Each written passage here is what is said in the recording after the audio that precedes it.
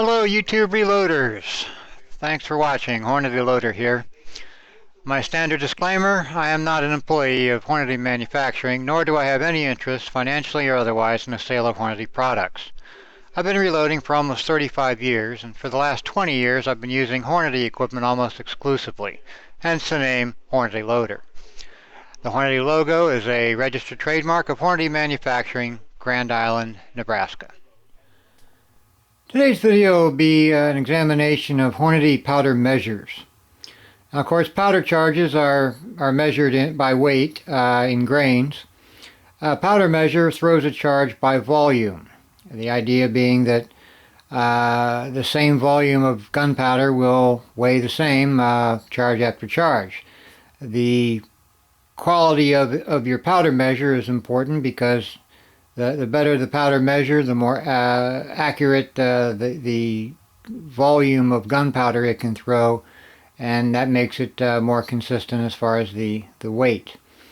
Now, of course, you can't just use the powder measure by itself. You do have to have a powder scale of some sort to measure the powder and adjust the powder measure to get it so that it's throwing the same weight or the desired weight over and over. Now, the Hornady has three different powder measures. They're all basically the same design. At the top, of course, you have your powder hopper. Just below the hopper is your rotor and metering assembly. Now, this is the powder measure in its most basic form. It's just got a handle here on the side. The powder comes out the bottom. So when you're charging a case, you'll put a case up to the bottom there, you'll raise the handle, drop the charge, and then put the handle back down so that the metering device or the rotor can fill up with powder again. Now let's take a closer look at this rotor and metering assembly. As I mentioned, the Hornady powder measures come in three different flavors. They're all the same design. The one you see here is called their bench rest model. It has a chrome rotor. It has the micro adjustable metering device. The standard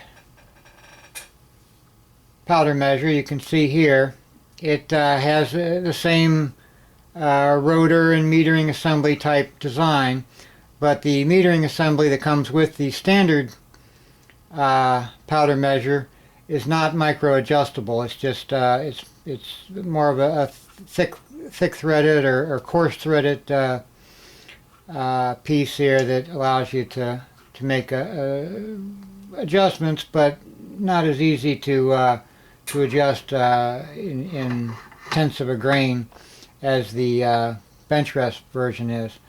The rotor on the bench rest version is chromed. It has a chrome opening, allows powder to slide a little better. The finish on the bench rest version is also slicker, allows the powder to slide a little bit better than the standard version. So then the third version of the powder measure is for black powder. The black powder version has a brass rotor.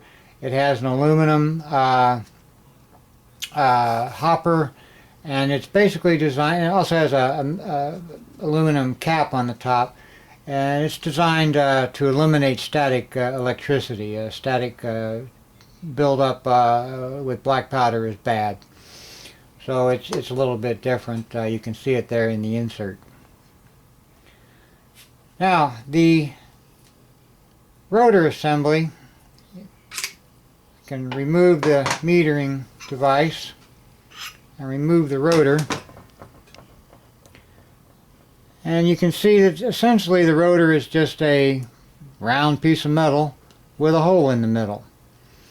Now, they come with the rifle version of the rotor and the metering device. Essentially, the metering device goes through the hole here, and here is where the powder fills up. When it's in the down position like this and the hole is up, the powder will fill this chamber.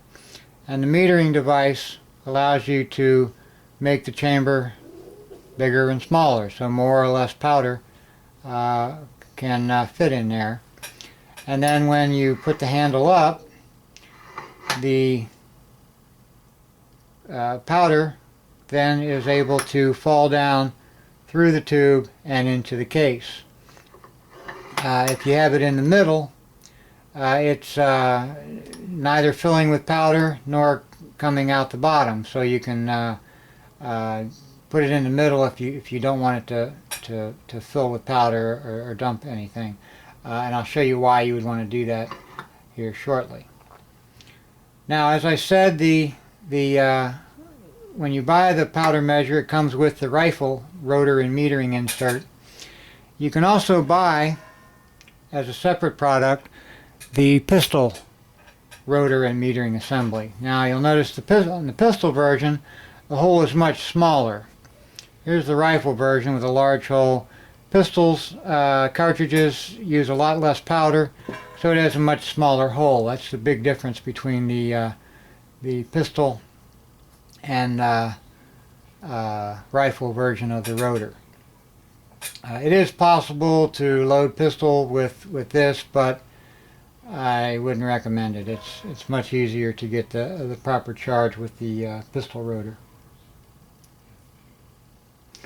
To get the metering device out, there's a button on the side of the rotor that you push in, and that'll release the metering insert. To get it back in, you push the button back in, and that'll lock it in place.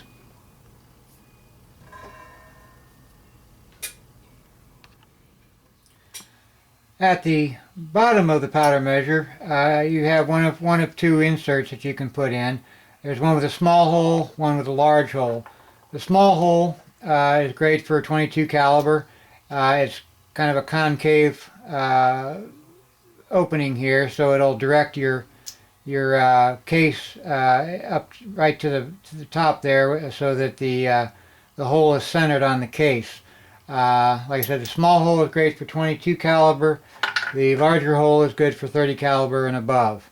I'm going to put the large hole one in here. I'm going to be dropping some charges for 45 caliber, so I'm going to put the large hole insert into the bottom. It just screws into the bottom there, and then I'm ready to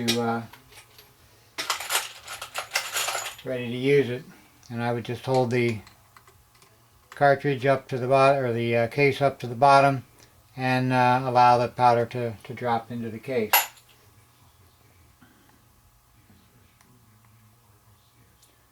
Now, I mentioned that the bench rest version, which is their best powder measure, comes with a micro adjustable metering device. Now, for the standard version of the powder measure, you can purchase a metering device, or a micro adjustable metering device,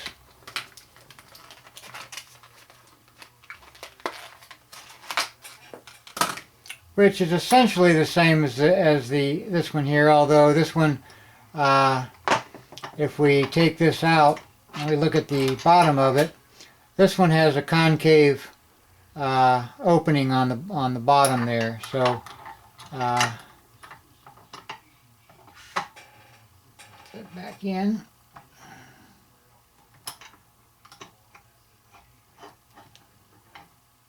There we go. And the one for the standard version has a convex end on it here, so it's a little bit different, but accomplishes the same goal.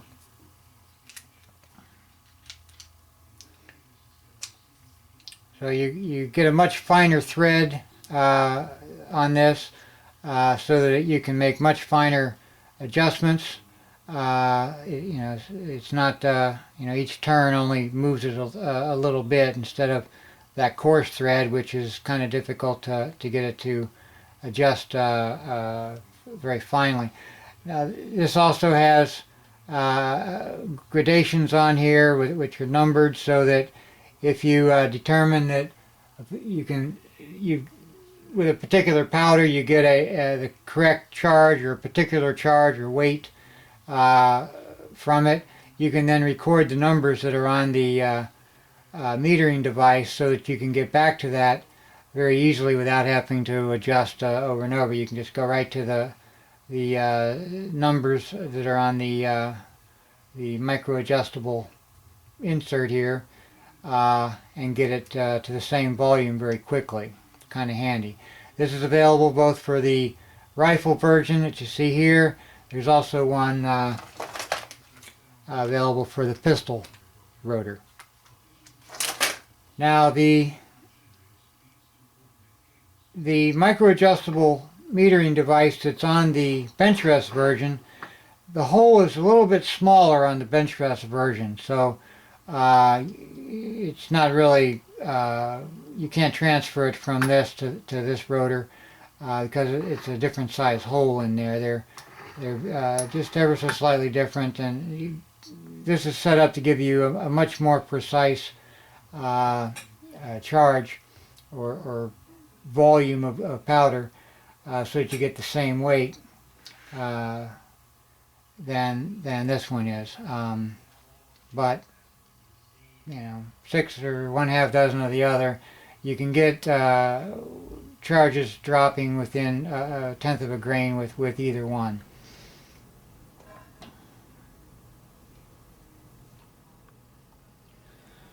And one last rotor accessory I want to mention is the drain tube. When you're done with your reloading session, you could pop the powder measure off and dump everything out the top here, but it's a whole lot easier to use the drain tube. Now, the drain tube works just like the metering devices as far as installing them. What you want to do is, once you've dumped your last charge into your last case, bring it down to the middle position about here. That way the hole in the back of the rotor is neither filling up with powder nor is it dumping out through the bottom here. Then you can push the button, remove the metering device, push the button again, put the drain tube in,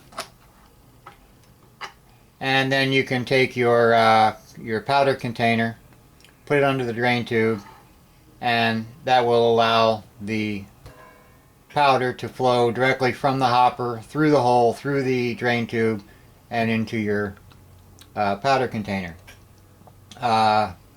One note: be careful when you go to refill your hopper with powder. Make sure you remove the drain tube.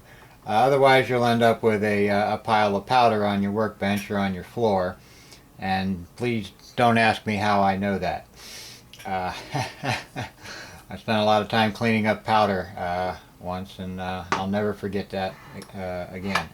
You can kind of bounce it a little bit here to kind of break up, you know, to loosen the powder that's maybe stuck to the sides. You can also remove the hopper. And what I do is I have a little brush. It's actually a little epoxy brush that I got from the hobby shop, and I can brush it out with my container under the drain tube. Brush it out and get all the powder out of there a little easier. You know, you can also bang it a little bit like that and get the powder out of there. Once the hopper is completely empty, make sure that you remove your drain tube and put your metering assembly back in.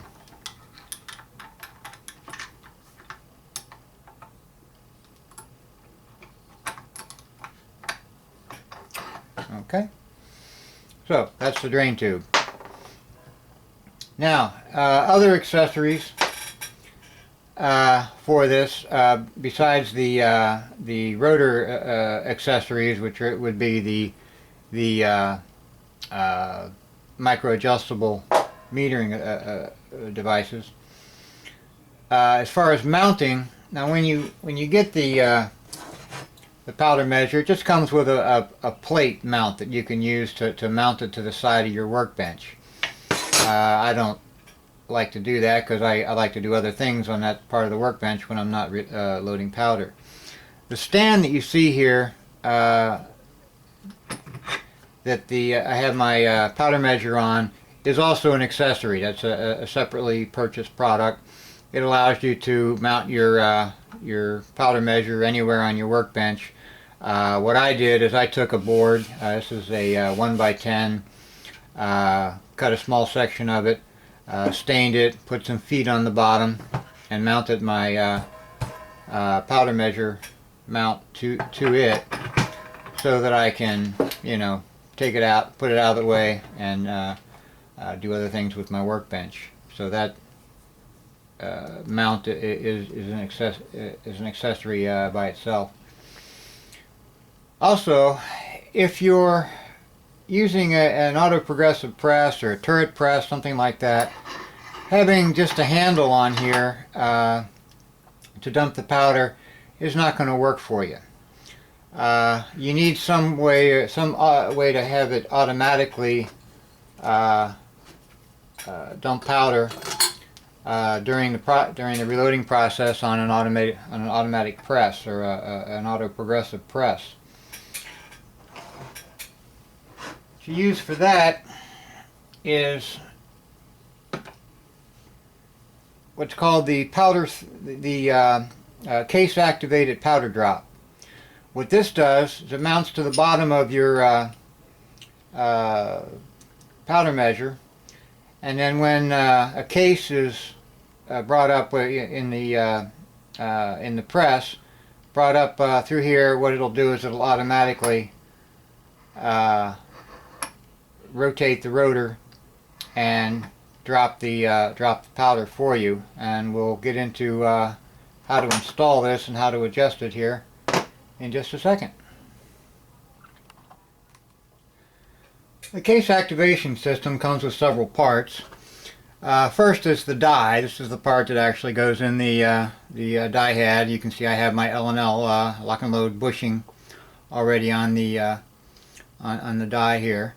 You have your powder through tube, which essentially is going to go in the die, and that allows the powder to drop through the tube all the way down to the case at the bottom. Now we also have the linkage that attaches the die to the base of the or to the rotor of the powder measure. I'll show you how to install that here in just a second. I got a couple other pieces that go with the linkage. It looks more complicated than it actually is. And it also comes with several push tubes. That basically these go down at the bottom of the powder tube, and you would select the appropriate size for the caliber you're using. For instance, with a pistol caliber, since the case is much shorter, you'll use a longer adapter here. I'm going to be using 45 auto here, so I'll use the longest one, and the others, the shorter ones, for example, are for rifle cartridges. Both there's a large one and a small one for 22 and 30 caliber, etc. Okay. Now to assemble the whole thing, take the base of our powder measure, and I'm going to screw the powder tube into the base. Okay, and that's essentially the powder measure is going to ride up and down in the die on the powder tube like that. I'll take my expander. or my adapter rather, for 45. I'll put that in with the concave end down and the flat end up. Okay, so that when a case is coming up on the ram, it'll push that up, which will in turn push the powder measure up, and that will cause the rotor to turn with the linkage attached.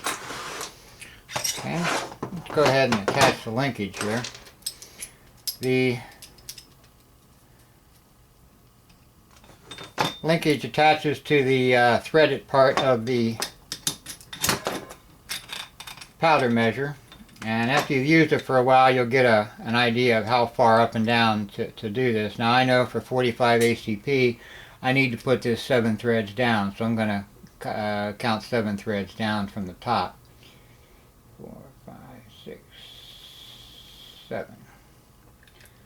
And I want to keep this arm parallel with the rotor. Okay. So I will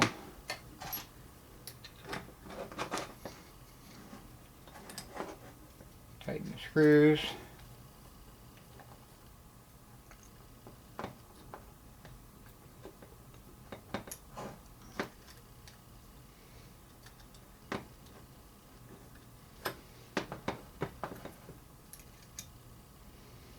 Get that nice and tight on the threaded portion of the powder measure.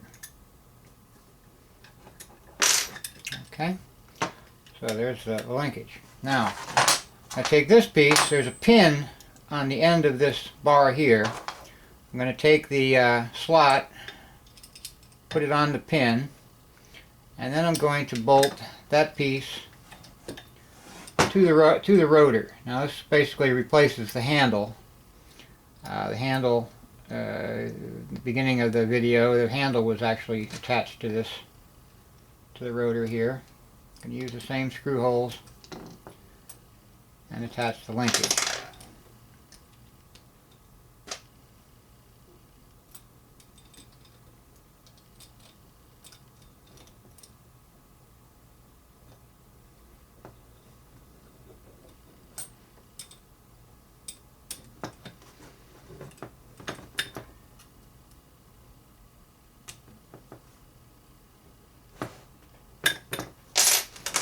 Okay, so there's the linkage. Now the linkage essentially allows it to automatically move the rotor, or rotate the rotor. Now with my adapter in the die, I'm gonna insert the powder measure assembly, and this piece here is going to connect to this screw right here. Get that. Now the linkage is attached to the die mechanism. Okay. The last piece of linkage is the spring. Going to put that over this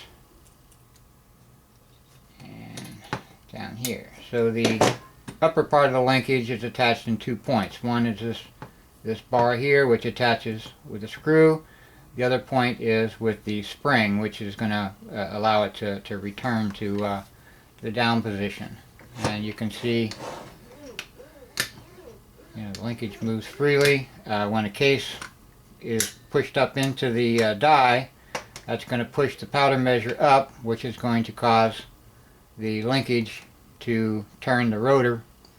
And then when the case comes back down out of the die, the spring here will pull the linkage or the rotor back down to the lower position so that it can fill up with powder again. Another case comes in, the powder measure is pushed up, the rotor goes up to the top, dumps the powder all the way through the powder drop tube, through the adapter, and into the case. Okay, so the powder is actually dropping about 6 inches there. Okay. Now let's put it on our press and test it out.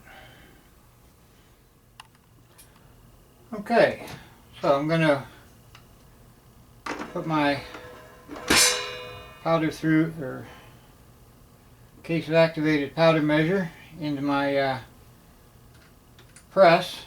Now I've got a 45 auto case in the shell holder here, and as it comes up you'll see that the case pushes the powder tube up, which that moves the entire powder measure up. The linkage then causes the rotor to turn, allows the powder to drop into the case, and then when I lower the ram, the rotor goes back to the lower position, which allows it to fill up with powder again for the next case. Now, when you're adjusting this, you want to get it so that at the very top of the ram extension here, the metering device should come all the way to the top, enough so that the powder drops down, but you don't want it to bind with the frame of the powder measure right here. If it binds, it goes up too high, you can lower this piece down a few threads and try again.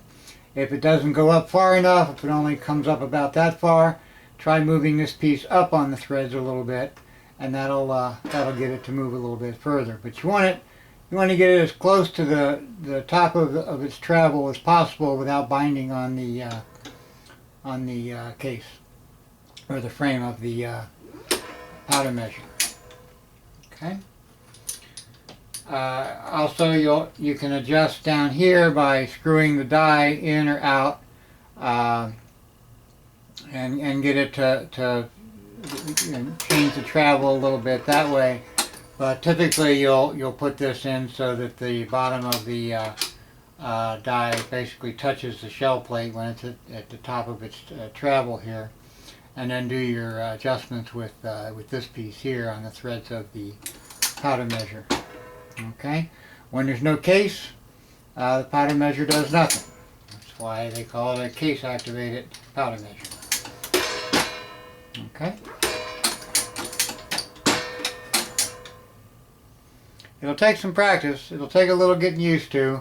You'll get a little frustrated, I guarantee you. I did when I first got this thing, but I've been working with it for a while now, and I'm able to adjust it pretty quickly. Another thing that I do is this bottom piece here, you can buy this bottom piece separate, the die itself, and adjust the die to get everything to work properly for each caliber, and then save a die for each caliber. As you can see here, I've got a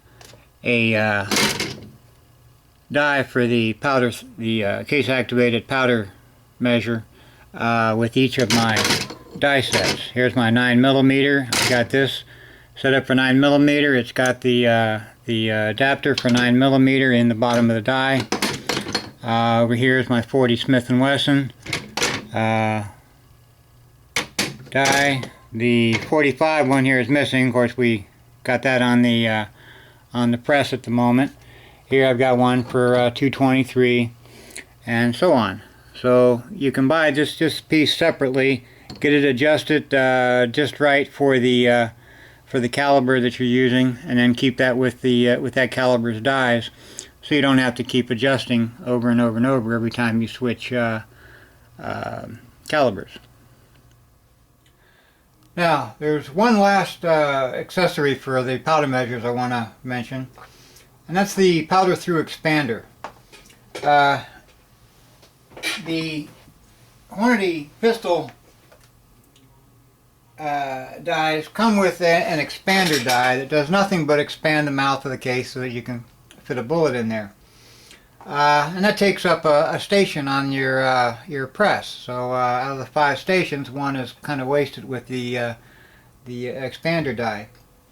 What you can do is get the a powder through expander adapter, which replaces the standard adapter that comes with the case activated powder measure. And essentially, instead of having a a concave end on it, this has a little expander end on it. So, and it's hollow, so the powder goes through and charges the case, and at the same time the case is expanded so that it can fit a die or fit a bullet in the case. Now, to switch over from the standard adapters to the powder through expander, it's just a matter of replacing the adapter. I'll take disconnect the linkage from the die, pop out the adapter, and I'll take, let's see, this one is 451, this one is for 45 auto, and I'll replace it in the die just like that, same as the standard adapter. And then I can replace my linkage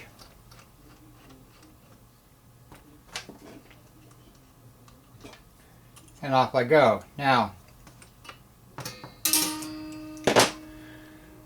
one problem with this, of course, is that as the case is pushing up on the bottom here, and the powder measure goes up with the rest of the linkage and everything, and charges the case, we need the expander here to stop at some point so that the bullet or the case can actually be expanded a little bit. If it just goes up all the way and it doesn't have enough pressure on it to expand the case. So what you also need with the powder through expander is this device, and this goes on those pins like that before you put the spring on. We'll put the spring on afterward. The spring will actually hold that piece on there.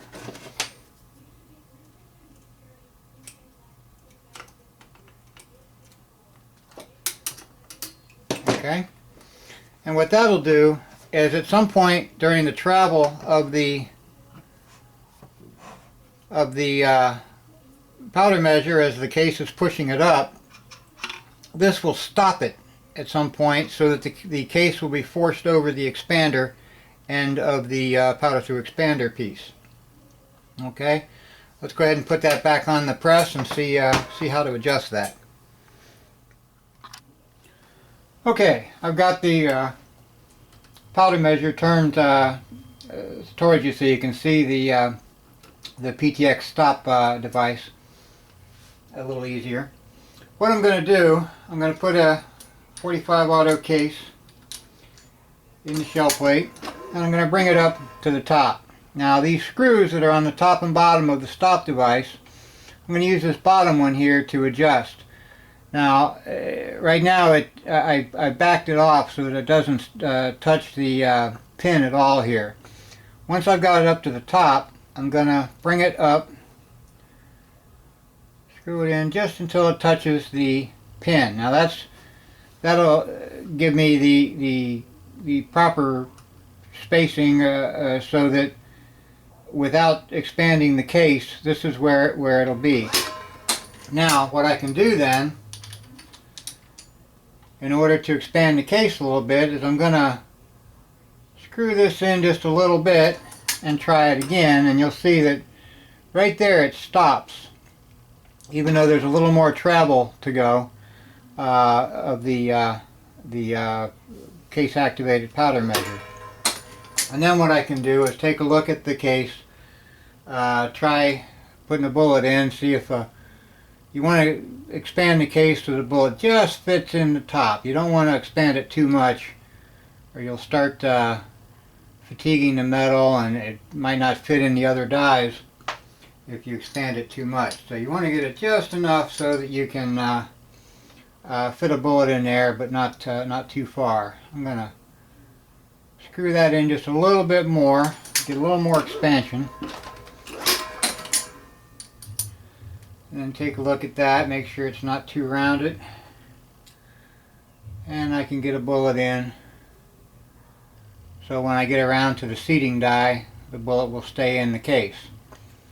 So that's really all there is to adjusting this. You run it all the way out so that it doesn't stop it at all. You bring the case up into the powder measure, tighten that up until it's just touching the pin.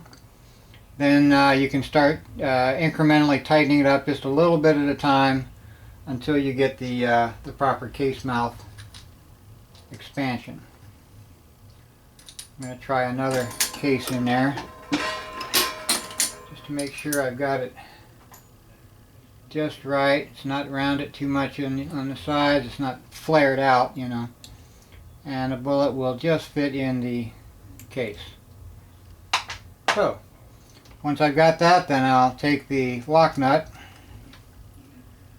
tighten that up so that the screw won't move, and I'm done. And that's the powder through expansion system. It's also called PTX, so if you're looking in the Hornady catalog or something and you see PTX, that's what they're talking about. It's the powder through expander, which consists of the adapter that goes in the die with the expansion knob on it, and the PTX stop device, which will stop the expander and force it into the case so that it expands. You need this stop device, or otherwise your cases aren't going to get expanded properly. They're just going to push the expander up, and the expander won't be forced into the case to expand the neck a little bit.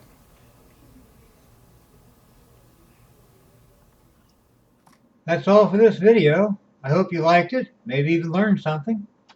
If so, please click the like button. Maybe even subscribe to my channel. Thanks for watching, and happy reloading.